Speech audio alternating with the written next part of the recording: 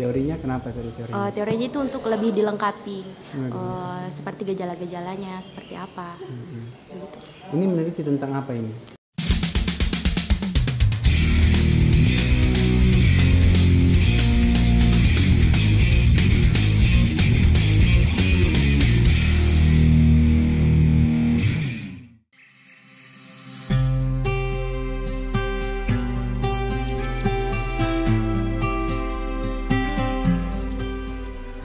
Seperti inilah suasana ujian munakosah yang digelar oleh Fakultas Fuad Yayen Parepare. Skripsi yang telah dibuat oleh mahasiswa akan diuji oleh 2 orang penguji, didampingi 2 orang pembimbing, dan dipandu oleh ketua sidang skripsi. Ada beberapa mahasiswa yang tegang dan ada juga yang biasa-biasa saja. Semua itu tergantung dari seberapa sulit atau mudahnya pertanyaan dari sang penguji, dan juga dengan seberapa baik mahasiswa tersebut menguasai skripsi yang telah mereka buat agar mampu menjawab pertanyaan penguji. Istilah munakosah adalah istilah yang digunakan sejak tahun 1960 sejak terbentuknya perguruan tinggi IAIN.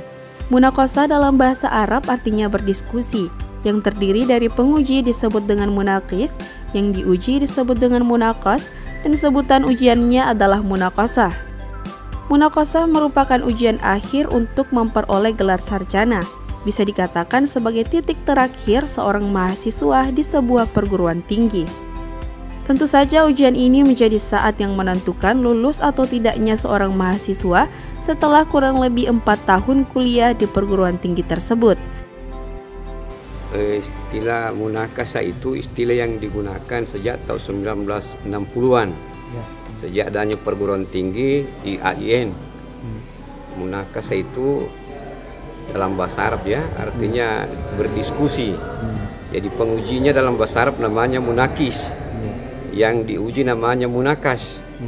Ujiannya namanya munakasah. Jadi ujian munakasah, ujian akhir untuk memperoleh sarjana, titel sarjana. Bervariasi sekarang ini untuk beberapa jurusan. Ada ujian munakasah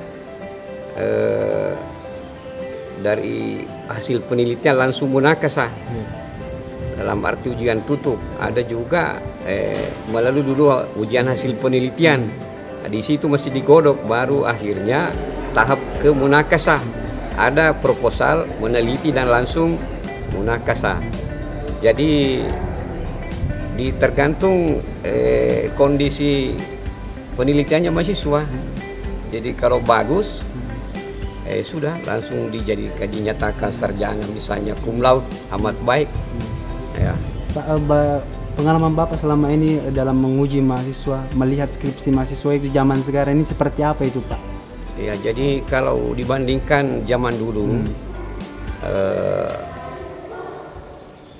untuk sekarang ini memang banyak kelemahan.